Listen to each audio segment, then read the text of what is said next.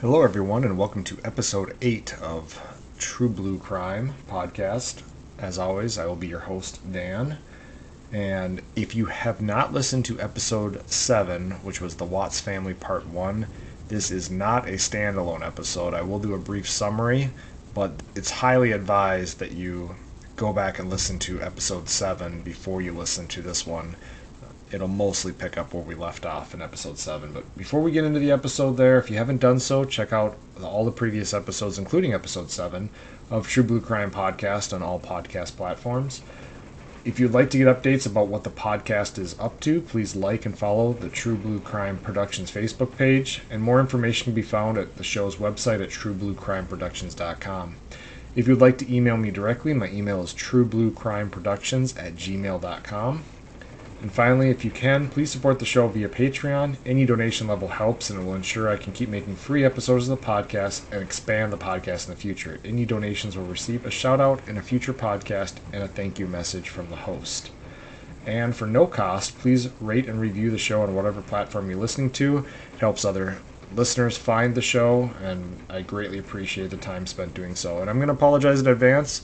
Apparently we're going through a little thunderstorm here, and I'm trying to get both these episodes out today, so I'm just going to have to bear with me if there's some background noise of rain coming down here. It's coming down pretty good out there, and my office faces the front of the house, so I'm hearing a lot of rain right now. But anyway, without further ado, let's dive into episode 8 of True Blue Crime. So I'm going to throw out the disclaimer I did last time for episode 7. There are going to be crimes committed against children in this episode. I will keep it as non-graphic as possible, but I will have to explain what happened to these little girls. So if that is going to upset you or bother you, please do not listen to this podcast. Otherwise, feel free to fast forward if we get any parts that do bother you. So anyway, we're going to do a brief summary. So in episode 1, we talked about the disappearance of the Watts family, which was Shanann, Bella, Cece, and Shanann was pregnant with Nico.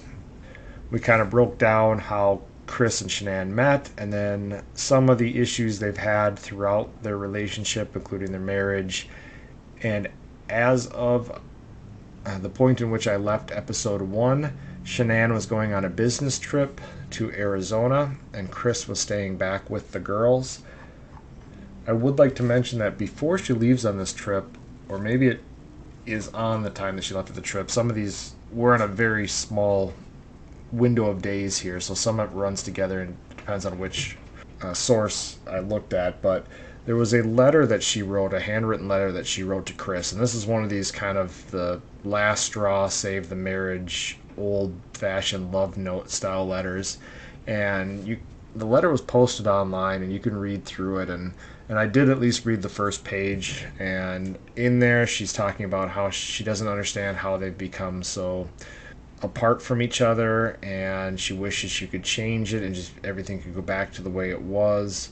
She starts to talk about how she wants to make amends with his family because she thinks that will help, but then really quickly she goes into stating that she doesn't know if she can ever really forgive them for what they did. So again, it's one of these things that, as I said, and I'll throw this disclaimer out there again as well, I'm never trying to blame a victim for what happened to them. What happened to Shanann was terrible, but that does not mean I'm not going to talk about or bring up some of the things along the way that I think are relevant to why there's so much discord within their relationship. So I don't know that she ever gave Chris this letter. I just saw that it was, she had sent photos of the letter to a friend, and then the photos of this letter is what ended up online. So I don't know if the letter was, if Chris actually ever received it or not. Obviously he could read it online as I did, but she's going to be on this business trip, and while she's on this business trip, it's going to be August 11th. Chris hires a babysitter. He tells Shanann that he's won these tickets to a Rockies game with work friends, something along those lines, and this is all just a ruse for him to be able to see Nicole again. So he gets a babysitter, and goes out on this date with Nicole. Now, another way that he hid the relationship from Shanann was that at work he would be given gift cards, and it sounded like he got quite a few of these gift cards to various restaurants and entertainment venues and stuff. But during the month of July, he blew through all of these gift cards, and so now he has to find a way to make a purchase, and he decides to do that on the one of their shared bank or credit cards. Later on, he would say he knew this was happening. He knew Shanann would find out, so he doesn't know if he did this just to kind of break the ice of everything that was going on. But he definitely orders, or he definitely pays for 2 people's worth of food at this sports bar that he goes to meet Nicole. And Shanann will end up noticing this. In one article I read, it said that Shanann actually called him out on this, and he tried to explain it away. But ultimately, it's just one more incident in a long line of incidents now that is going to further damage their relationship.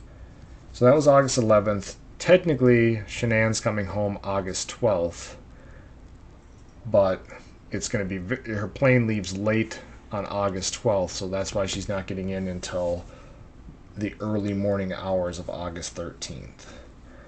Now, Christopher claims that she comes home around that 1:48 time. She comes into bed around 2 a.m. and that she initiates sex with him, and they do have sex together and then fall asleep, and that his alarm is then going to go off a few hours later.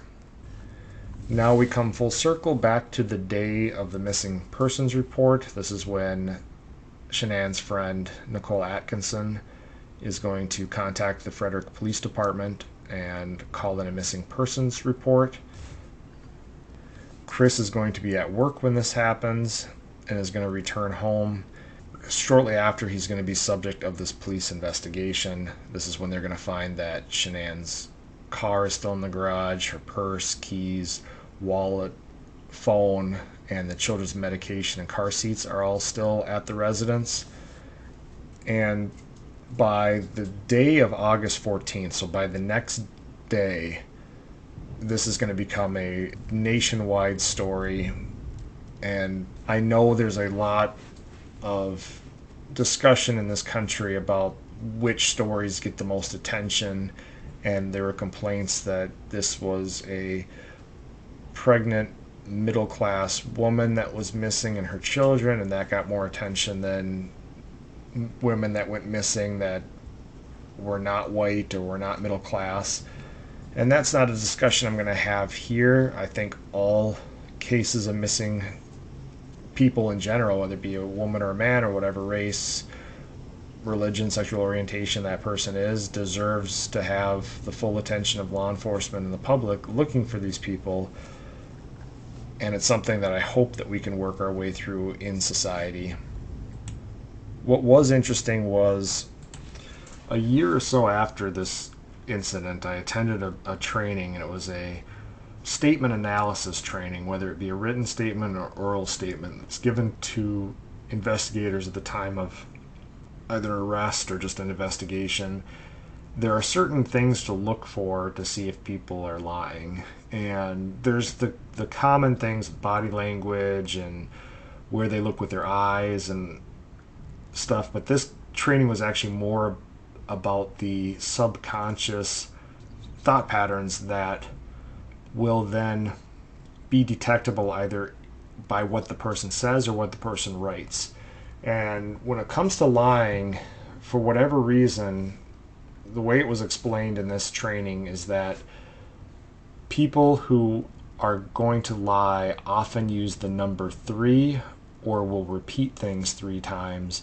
And it's believed to have been based on the idea that people may not believe something if it happens once or twice, but they'll believe it if it happens 3 times. And so to overcome that, when somebody's lying, they will say they did something 3 times or say what they did 3 times in order to convince someone. And in this case, I watched the one of the interviews that Chris Watts gave while his or the day after the missing persons report, and he says in that interview, he said he called Shanann about 3 times and texted Shan about 3 times.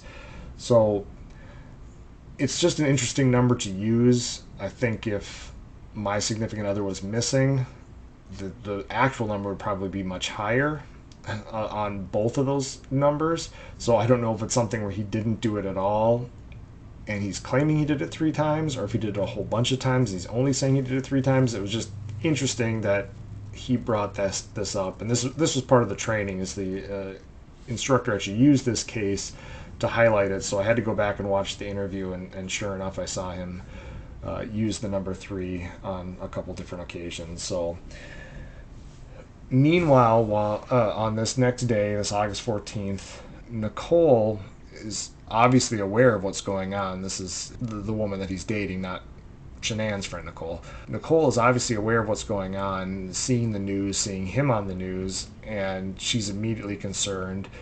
She starts to realize something very bad could have happened, and there's reports out there that she did some Google searches in regards to the Laci and Scott Peterson case, which involved a very similar situation minus the children,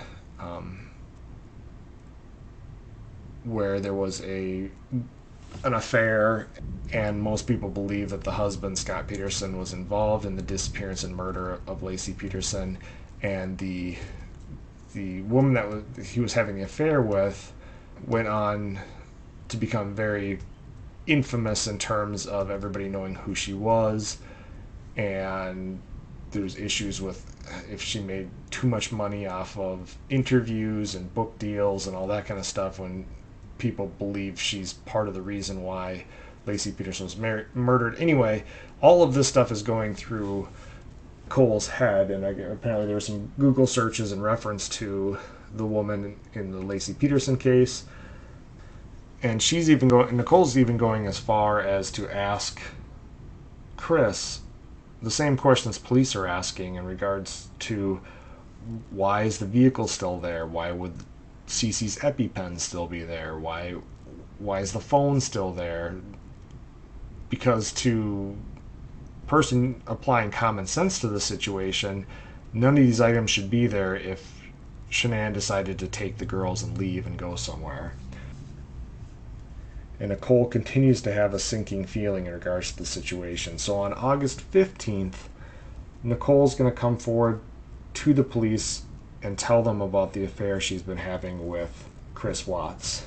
She agrees to meet with the investigators and the FBI and tells them what Chris has been telling her, both before Shanann and the girls went missing and since. At the same time, police are investigating Chris very closely. They've since viewed the security video showing only Chris leaving the residence that day, making it impossible for his story about he left and Shanann and the girls were still in the house to match up. And based on the information provided by Nicole and the evidence that they have, they call Chris Watts in, and he agrees to take a polygraph test, and he fails his polygraph test. Now, in the meantime, of course, Chris's parents have flown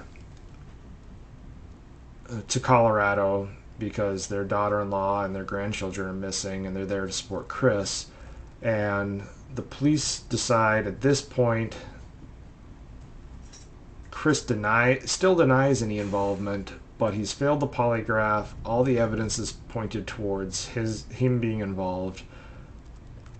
And so they have his dad sit down with them and talk with them to see if he'll tell his dad what happened. Eventually, he comes up with a story to his father that Shanann, he walked in on Shanann smothering their children. She had smothered both girls, and in a fit of rage he lost it and killed Shanann. And then he felt bad that Shanann would get a negative image on her, as well as the fact that he had committed a murder by killing Shanann, that he decided to cover the whole thing up by taking their bodies to a work site and disposing of them there.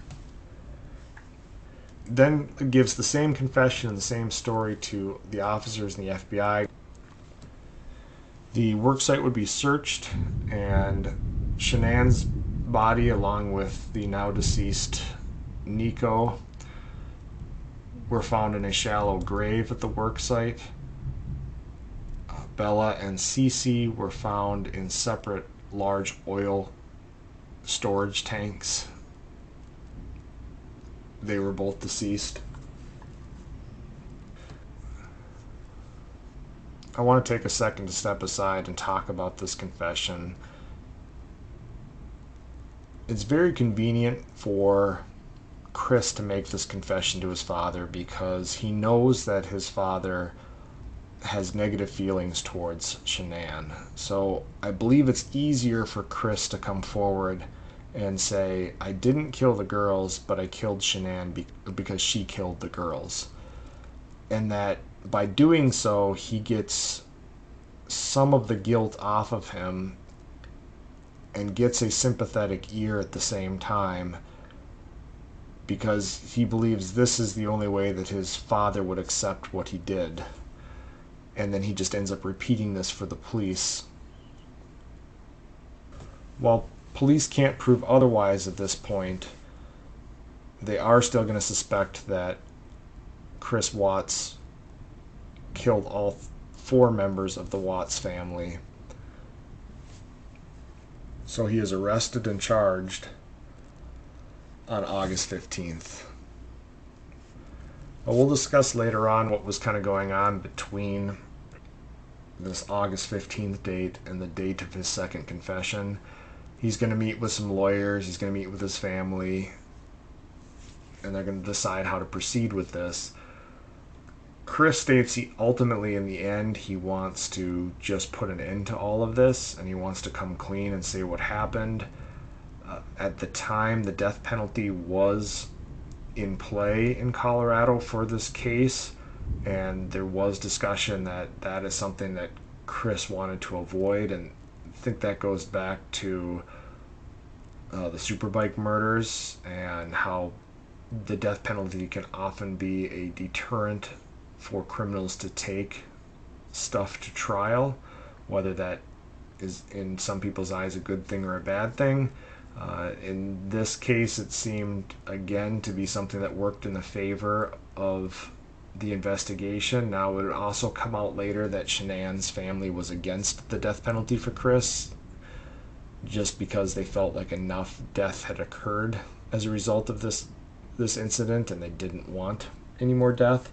So, and it should also be noted that since this time, November of 2018, the death penalty has been abolished in Colorado. So it, again, would be interesting to be able to have a time machine, and obviously if I had a time machine, I'd go back and I'd save the Watts family in the first place. But if we're just talking about being able to get inside Chris's head at the time he's making this decision whether to take this to trial and risk the death penalty or plead out, it'd be interesting if the death penalty was not on the table, would he have tried his luck? Because we'll talk about it later, there were some defenses that were going to be brought up if he went to trial, that while I don't believe they would have been successful, it would have created a somewhat circus-style atmosphere, I feel,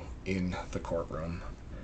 But ultimately, on November 6th, 2018, Chris is going to agree to a plea deal, and as a part of that plea deal, he needs to make a full confession as to what happened on August 13th. So he makes this full confession. He says that on the night of the murders, everything that he said in the initial confession is accurate at the time at which Shanann returns home. He says she returns home a little before 2. At 2, she climbs into bed. They have sex. They fall asleep. But then he says when the alarm goes off for him to get up and go to work, he has a change of heart and feels that he needs to tell Shanann. He says that he didn't feel any emotional attachment to Shanann during the sex, and he realized at this point it was time to tell Shanann that he wanted to leave the marriage.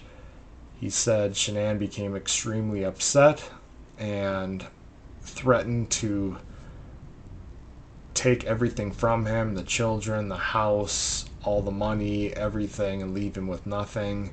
He said this caused him to just snap, and he made some strange comments about Artie having been straddling her at this time, and he later said this was just how he got in and out of the bed. I couldn't really picture a scenario in which he's deciding to straddle her and then tell her that he doesn't want to be with her anymore. So again, we always have to take these confessions, whether it be part of a plea agreement or not, with a grain of salt when it comes to whether or not they're the full truth. But he does say that as she's threatening to take everything from him, he loses it and he strangles her, and it takes about 2 to 4 minutes. But he strangles her until he is sure that she is dead, at which point Bella walks in the room and asks what's wrong with her mommy. Chris at this point does not seem like he has any real plan and no way to deal with the children's knowledge of this incident, as he wrapped Shanann's body up in bed sheets and carried her out and put her in the kind of the rear back seat area of the truck, of his work truck. He then woke up Cece, since Bella was already up. He loaded the girls into the truck. They were sitting in the back seat. I guess the truck did not have car seats for them, but he just had them sitting on the bench seat back there. The girls were complaining that there was a bad smell, which was likely related to the death process with their mother. And Chris said it was about a 40 or 45 minute drive out to this work site, and he really kept saying that he really didn't have a plan, he didn't know what he was going to do. But when he gets there, all their trucks have basic tools, shovels, rakes, and that kind of stuff for maintenance work on these work sites. So he gets a shovel out of the back of the truck and dug the shallow grave. He said he then returned to the vehicle and smothered Cece while Bella watched. He then carried Cece's body up to one of the oil tanks and dropped it in. He then returned to the truck and did the same to Bella, and then dropped her in the other oil tank.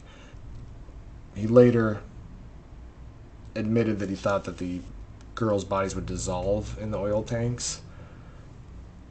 But there was a part in the research that talked about one of the tools, the shovel, possibly broke at the end of burying Shanann, so that he didn't have a way to dig shallow graves for the girls, so that he chose, the only other way to hide the bodies was to put them in these oil tanks. So it kind of all comes down to how much you want to believe what Chris is saying and his motivations behind what he was doing.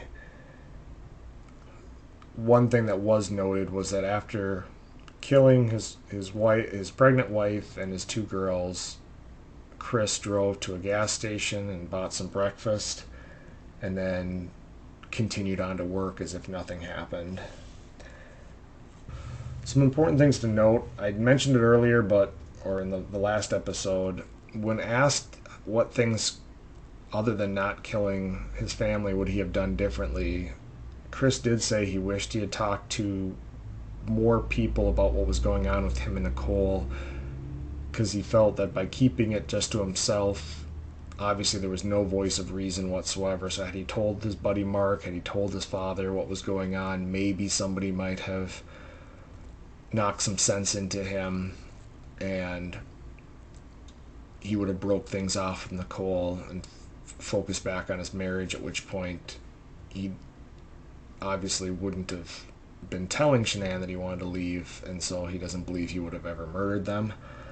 Now, the other thing that was kind of interesting in terms of what he confessed afterwards was that he did tell people that he wished that Shanann hadn't left for that trip for so long and that he hadn't been left alone. Now, again, nobody's going to give him any pity, especially myself, in regards to this. He was a grown man. He made his own decisions. It's just interesting that he thinks, and if you look at it, it's just one of those, the stars aligned, and in this case, unfortunately, the wrong way, for him to have be in a situation where it's obviously very possible he wasn't happy in his marriage before he ever met Nicole, but meeting Nicole at the time that he did, right before he's going to be left as with no husband or father responsibilities for a month, he was able to dive headfirst into this relationship with Nicole. And then, by the time he's back as a father and a husband, and it also should be noted that on this long trip is when all the issues with the nut allergy occurred as well. So had she not been on this trip, or has been on this trip as long, or had he been out there for that part of the trip, maybe again things could have been differently. It just, when you look at it, it's just an absolute unfortunate series of events that all led to the point where he made the terrible and unforgivable decision that he did. But if you remove just a few parts of just a few of those unfortunate events, it does leave one to wonder, if we'd be even talking about this case today if, things had just worked out differently. But we'll break down the crime scenes now, what investigators would have probably looked for in each of these scenes. Ultimately, again, I realize now I'm picking a lot of cases that had plea deals, so we haven't yet really got into a trial where this evidence is going to be presented or argued, but eventually we will get there at some point in one of these cases. But the interesting thing with this case is I wonder how much Chris did with the house after he killed Shanann, because according to his timeline, and again, we're going off of his timeline because that's all we have, he kills Shanann shortly or around 5 a.m. and the video shows him leaving with a truck, which would have been with Shanann's body and the girls, a little after 5 a.m. So he does not have a lot of time to clean up a scene. Now, a strangulation is not going to have the cleanup required of a stabbing or a shooting or some type of an assault, major disturbance. But he hauled Shanann out on bed sheets. Were those still off the bed when the police were searching his house later that day? I don't know what they'd be looking at, but obviously in this case, what we're often looking for on crime scenes is what the suspect left behind. Since the husband lives here, there's not a whole lot of what was left behind or what a suspect would leave there. It's actually, in this case, as we talked about, it's more what items were at the scene that shouldn't have been there based on the circumstances, which was her phone, wallet, all of those items, the car. So that would be more of what the investigators and crime scene technicians would be looking for, is to rule out that she just up and left. You're finding all these items, photographing them, documenting them, and making sure that the picture is pretty clear that this is not the normal behavior of someone who's going to up and leave with two of their children. Now, the truck, even though the truck didn't have car seats for the girls, I'd find it hard to believe that Shanann and the girls had not been in that truck before.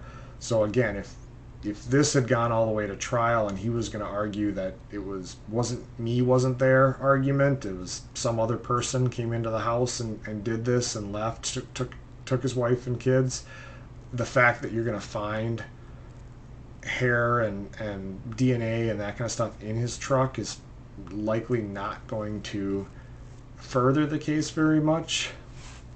But the truck would still be processed just the same, and who knows what would have been found. Even the tools in the truck, because one thing that we haven't gotten into yet that does come up in some cases is this was a remote scene in which the bodies were dumped. If he was going to say he wasn't wasn't him, wasn't there. A lot of the times you have things like soil analysis, and that could be from the tools and from the tires, from the truck itself, whatever it may be.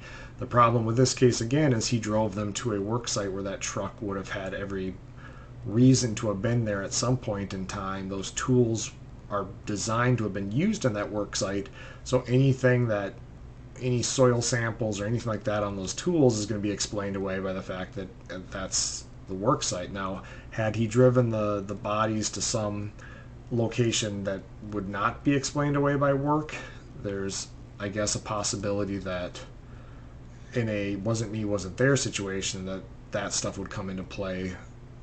But ultimately, I think this case, what we're seeing and what is out there is this case is another example of where evidence is going in the 21st century, and that's the computer forensics of this. So that's going to be his work phone, his personal phone, anything on Shanann's phone, Nicole's phone. I'm sure she turned that over to authorities, although I read somewhere that she had wiped a lot of her phone before she turned it over. But all of those things, Google searches, there was some information out there about the Google searches that Nicole did. I'm sure there's plenty of Google searches that Chris did during that month of July while Shanann and the girls were in North Carolina that would have come up in trial if there was one.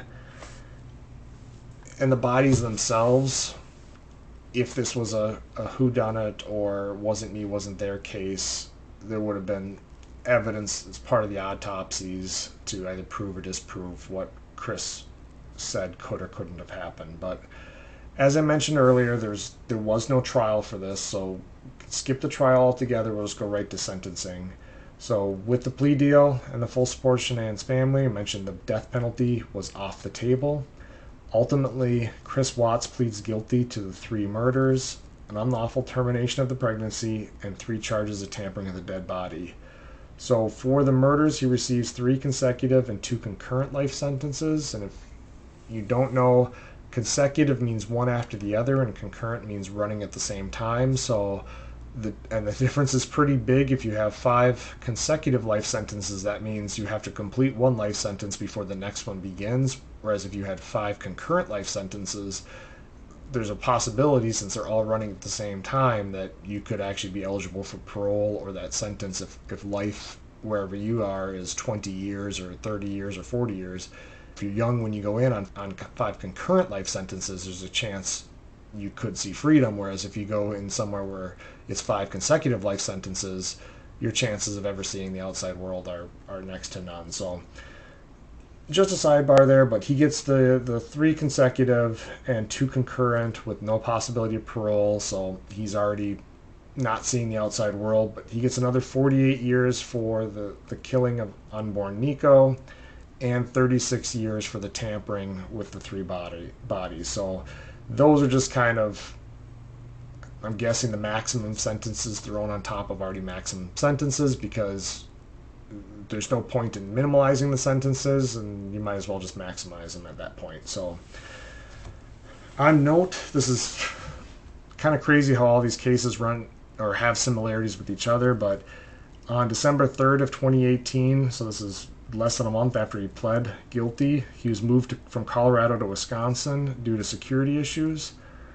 Just like the Jake Patterson, the suspect in the Jamie Kloss investigation, because he committed his crimes against children, even though they're his own children, Chris is considered kind of the lowest of the low in prison, and he has to be housed. Like his roommate in prison is another child killer.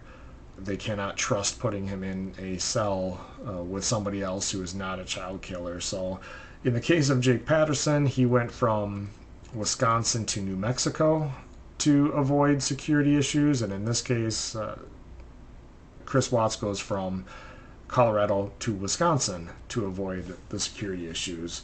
Although, again, both of their cases were so well known and so out there in the media that I can't imagine that whatever prison they end up at, they're not going to be running into these quote-unquote security issues with these guys. So, as for Nicole, the woman that Chris dated for the month that Shanann and the girls were gone, she has apparently changed her name and moved out of Colorado and has not made any public appearances, and by all accounts appears to have stayed off radar since this incident in 2018.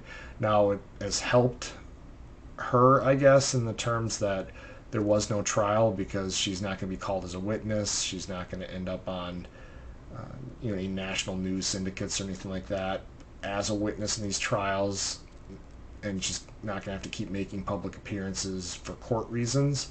Whereas because he pled, and she can just kind of go away and hopefully, she's able to find whatever peace she needs to find. Now, I do want to take a second to talk about Chris Watts because it's thankfully not going to be very often that we talk about they've been termed family annihilators, somebody who kills their spouse and all their children, wipes out their entire family in one incident. So when we do have a chance to talk about them, they are usually going to end up being a little different in terms of of something in their background than, say, the serial killers. They're likely not going to have the McDonald triangle that's found in serial killers or violent offenders. So I just want to break down who he was, and so we can discuss that. By all accounts, it appears he had a normal childhood. I said he was the baby of the family. He had an older sister, and then it was him. And by all accounts, his older sister was the outgoing and very personable, very popular one, and he was the very withdrawn, quiet, not very many friends one. And so sometimes siblings are alike, and sometimes the siblings are complete opposites. In this case, a lot of people said they were complete opposites. Now, this is where we're going to get into a little discussion in regards to helicopter parenting. Now, what's interesting is I saw a lot of back and forths in different articles on who's to blame for Chris's behavior. Because as I said earlier, Shanann definitely seemed to have a domineering personality just based on her Facebook posts and just some of the things that'll come up here in a little bit. But apparently so did Chris's mother. So there's actually arguments on sites on who was the quote-unquote helicopter parent. Was it Chris's mother or was it Shanann? And I kind of wanted just to say I think it's both. And I think Chris found himself, attracted to somebody like a motherly figure to him, somebody that would make decisions for him, would run his life, because apparently when Chris and Shanann met, Chris was still living with his parents. Again, he's not a very outgoing person. He's not a very go get it on his own type of person. So it sounds like he had been raised with someone kind of watching over him, making his decisions, and that's what he ended up with Shanann.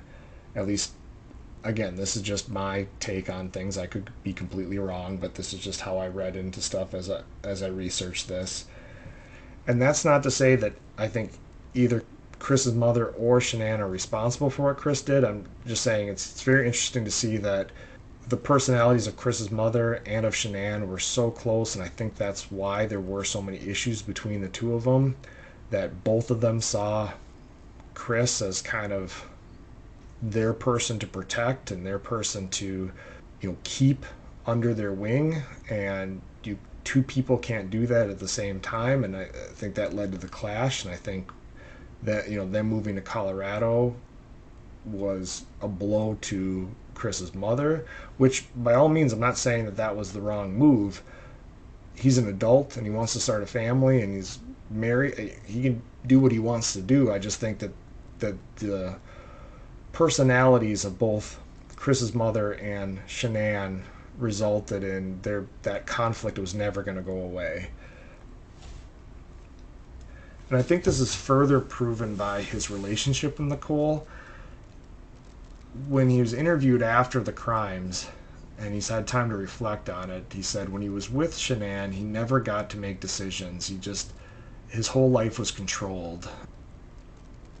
It seems like Shanann definitely was one that was the socializer and made all the plans, and he just went along with it.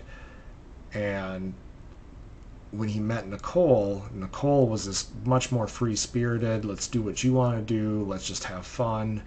And he just felt probably for one of the first times in his life that he was able to just be who he wanted to be.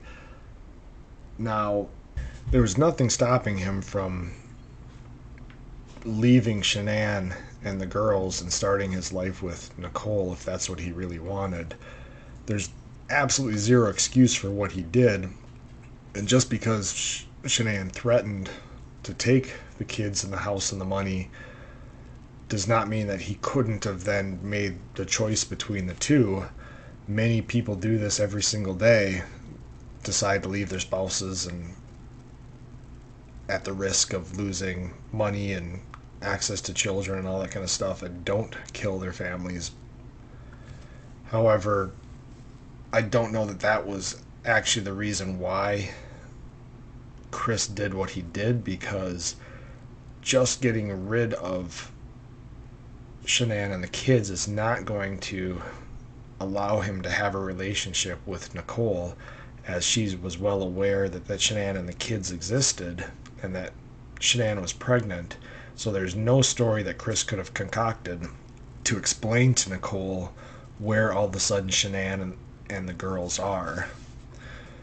Another point in this marriage that Chris would later say was causing issues was when I mentioned that Shanann was on this trip to Arizona. She was one of these private sales consultants that work for one of these companies.